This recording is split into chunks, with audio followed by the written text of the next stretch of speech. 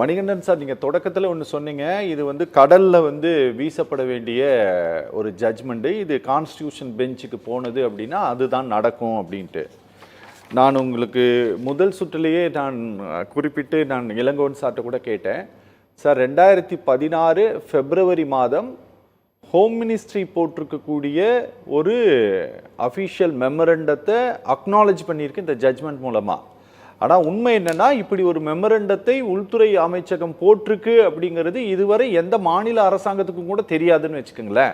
ஏன்னா இது home மினிஸ்ட்ரிக்கும் president ஆஃபீஸ்க்கும் போயிருக்கக்கூடிய கடிதமாக இருந்தது. அதனால தான் 3 ஆண்டு காலமாக ஒரு மசோதாவை வந்து கவர்னர் வைத்து கொண்டு இருந்த பிறகு அதற்கு பிறகு கோர்ட்டுக்கு போகுது ஒரு ஸ்டேட் கவர்மெண்ட்டு. இதுதான் மேற்கு வங்கத்திலையும் நடந்தது, இதே மாதிரி தான் கேரளாவிலையும் நடந்தது. சரிங்களா? அதனால நீங்க இந்த விஷயங்கள் வந்து ஒருவேளை கவர்னர் மாளிகைக்கு தெரிந்திருக்கலாம். ஆனா இது அக்னாலஜ் செய்த பிறகும் கூட இதை வந்து இந்த தீர்ப்பை அவமதிக்கக்கூடிய வகையில் ஆளுநர் நடந்துக்கிறாரு. ஆனாலும் அவர் தான் சான்சலர் அப்படின்னு சொல்றாரு. இல்ல சார், இதுல நிறைய சட்ட சிக்கல் நிறைய வருகிறது. இப்ப நீங்க தொடக்கத்துல முதல் சுற்றுல சொன்னதை போல இந்த ஜட்ஜ்மெண்ட்டுக்கு மாறாக ஒருவேளை அவர் நடத்தினாங்க அப்படின்னா, அரசாங்கமே ஒருவேளை இதுக்கு அப்பீல் போகுதுன்னா அந்த அப்பீலுக்கு அது சிக்கலாக மாறுமா சார்? ஒருவேளை ஒரு கான்ஃபரன்ஸ் நடத்தினாருன்னா? சார், நான் சொல்றது நீங்க தெளிவா நேரத்தில் புரிஞ்சுக்கணும். அதாவது கவர்னர் காலதாமதப்படுத்தினாரு, தேவையில்லாத தாமதப்படுத்தினாருங்கிறத பத்தி தன்னுடைய தீர்ப்புல உச்ச நீதிமன்றம் சொல்லியிருந்தா அது விவாதிக்கக்கூடியது, இருவேறுபட்ட கருத்து.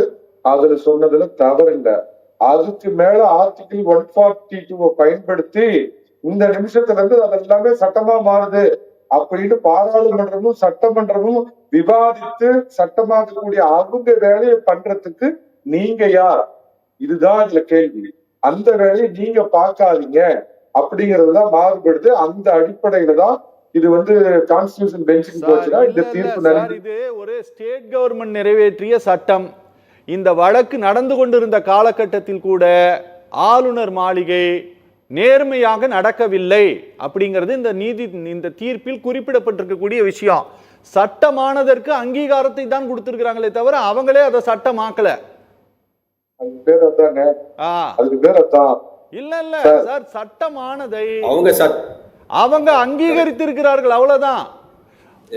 மாநில சட்டமன்றத்துக்கு தான் இயற்றக்கூடிய அதிகாரம் இருக்கு. நீங்க இதற்கான ஒப்புதலை வழங்காமல் உள்நோக்கத்தோடு நடந்திருக்கிறீங்க, திட்டமிட்டு. நீங்க நேர்மையா நடக்கல, அதனால எங்களுக்கு வேற வழியே இல்லாததனால், திரும்பவும் சொல்றாங்க, எங்களுக்கு வேறு வழியே இல்லாததனால் எங்களுடைய இன்ஹரண்ட் பவரை நாங்க பயன்படுத்துறோங்கிறது தான் அந்த தீர்ப்பு.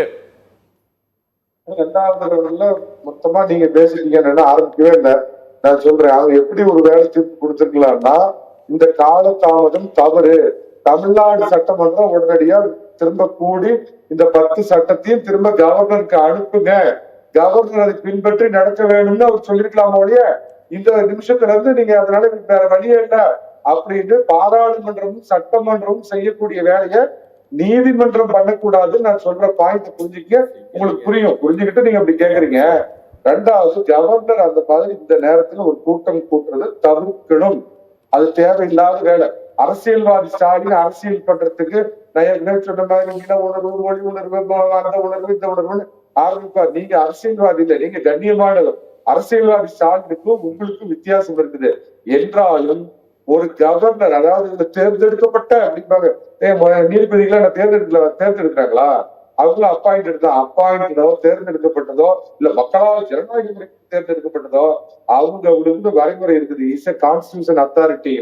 நாளைக்கு துணைவேந்தர்கள் எல்லாம் ஒரு கவர்னரா அவர் கூட்டணும்னு நினைச்சா கூட்டலாம். அதை இந்த குல்கா ஸ்டாலின்ல ஜோசப் ஸ்டாலின் கூட தடுக்க முடியாது. அதை முதல்ல புரிஞ்சுக்கங்க. அப்புறம் அப்படியே கவர்னரை பத்தி இப்ப புகழேந்தி சார் இவ்வளவுலாம் சொன்னாரு. இந்த அப்பாவுன்னு ஒருத்தர் சபாநாயகரா இருக்கிறாரு, அவரு பண்றாருங்க. இதுல சட்டசபையில எதிர்கட்சி தலைவர் பேச எதிர்த்தா மட்டும் மைக் வேலை செய்யாது. ஆளுங்கட்சி அவங்களுக்காரங்களே பதில் சொல்லி எந்திரிச்சா உட்காருங்க அப்படின்னு அவரு பண்ற அட்டுழியத்தையும் இந்த சுப்ரீம் கோர்ட் தானா முன் வந்து நம்ம பேரை சொன்னாலே அது ஆனந்த சுப்பிரமணியம். இதுல வேற புகழேந்தன் சொன்னார், நாங்க நீதிமன்றத்தை நம்புவர்கள். ஐயா, பேரை கேட்டாவே அப்படியே ஆடுது இல்ல. ஆனந்த சுப்பிரமணியம் என்ன சொன்னாரு? பொன்முடி மேல எஃப்ஐஆர் போடுதுன்னு சொல்லி நீங்க 4 நாள் ஆச்சு, போட்டிருக்கிறீங்களா? அது வரைக்கும் நீதிமன்றத்தை மதிக்கும் கணவான்களே, திமுக கணவான்களே, திமுகவுக்காக பேசும் பத்திரிகையாளரே சொல்லுங்க பார்க்கலாம். இது வரைக்கும் இவர் ஆனந்த் சுப்பிரமணியம் மரியாதைக்குரிய நீதிபதி உத்தரவு போட்டு இதுவரைக்கும் எஃப்ஐஆர் போடப்பட்டிருக்கிறதா? அதே மாதிரி சென்னை உயர்நீதிமன்றத்தையே இங்க பாருங்களேன் சார், ஒரு ஒரு ஒரு நீங்க ஒரு லா அண்ட் ஆர்டர் இஷ்யூ ஒரு குறிப்பிட்ட நபர் மேல எல்லாம் நீங்க இப்படி சொல்லி கேட்டீங்கன்னா, நீங்க உங்களுக்கு வந்து ஜாமியா பல்கலைக்கழகத்தில் தாக்குதல் நடத்திய கோமல் சர்மாவை அவங்கள கைது பண்ணணும்னு ஆர்டர் போட்ட பிறகு கூட இன்னும் தேடிட்டு இருக்கு டெல்லி போலீஸ். என்ன இன்னும் தேடிட்டு இருக்கு. அதனால இந்த மாதிரி சார் நுபுர் சர்மாவுடைய கேஸ் சார் இல்ல நீங்க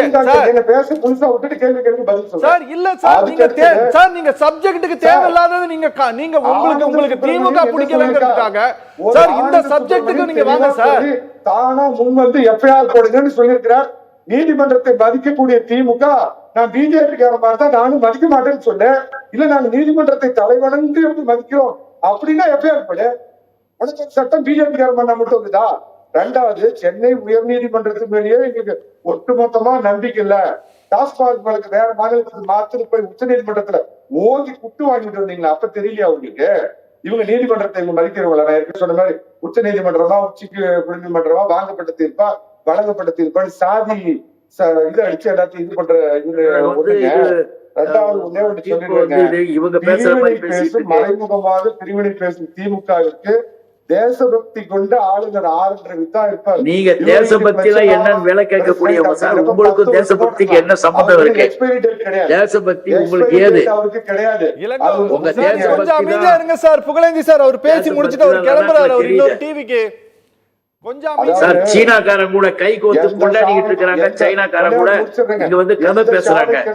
இந்தியாவை நாசப்படுத்திட்டு சார் சார் சார் கொஞ்சம் அமைதியா இருங்க. கொஞ்சம் அமைதியா இருங்க சார். கொஞ்சம் அமைதியா இருங்க ப்ளீஸ். புகழேந்தி சார் கொஞ்சம் அமைதியா இருங்க சார். நீங்க பேசி முடிச்சிருங்க சார். போற போக்குல சொல்றாரு. என்னமோ ஜெகதீப் கேட்டிருக்கிறது மிக நியாயமான கேள்வி. நீ யாரு? உச்ச நீதிமன்றம் நீ யாரு? சட்டம் இயற்றுவதற்கு வந்து தனியான அமைப்பு இருக்குது. அது உன்னுடைய வேலை அல்ல அப்படிங்கறத அவர் தெளிவா கேட்டிருக்கிறாரு.